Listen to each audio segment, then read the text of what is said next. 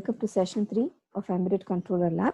In this video, we would be seeing the output of three interfaces: external interrupt, UART interface, and PWM interface.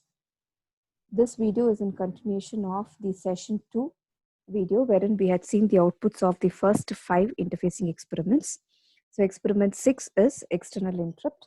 In this experiment, external interrupt to the controller is generated using the switch connected to the port line P2.13.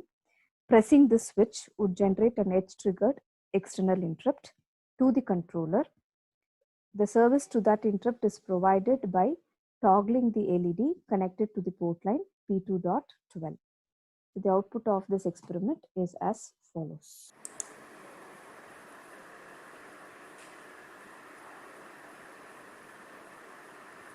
So once the download is complete, you can see the external interrupt 3 slot in the kit. External interrupt 3 slot. So you have a switch here. This switch is connected to pin P2.13 corresponding to external interrupt 3 of ARM Cortex-M3 processor. So if the switch is pressed, it means that external interrupt 3 has occurred, and the service to that interrupt is provided by toggling this LED. So when I press this switch, the LED has to toggle.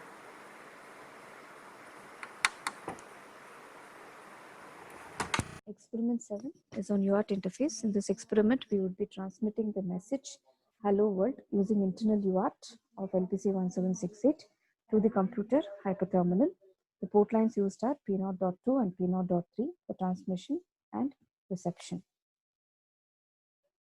The output of this experiment is as follows.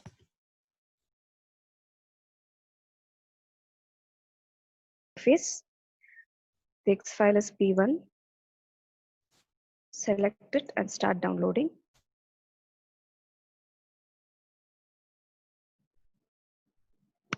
Once the download is done, go to Tools. In Tools, select Terminal. So once you select Terminal, a new window would open for setting the terminals. So in the COM port, choose the appropriate COM port, the same port which you have used for downloading.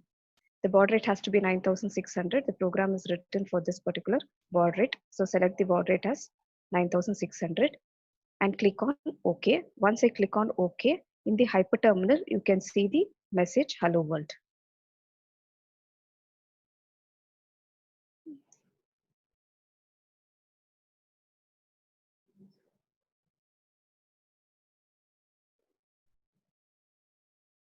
Experiment 8 is on PWM interface. In this experiment, using the internal PWM module of LPC1768, we would be generating a PWM signal whose duty cycle is programmable. The port line used is P3.25.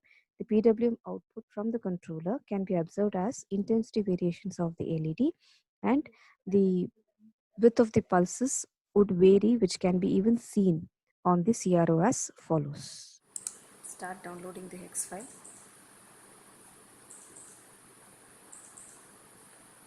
Once the download is done, in the kit you can see this is the PWM slot. So the PWM output of the controller is seen as intensity variations of the LED. You can even verify the output on the CRO by connecting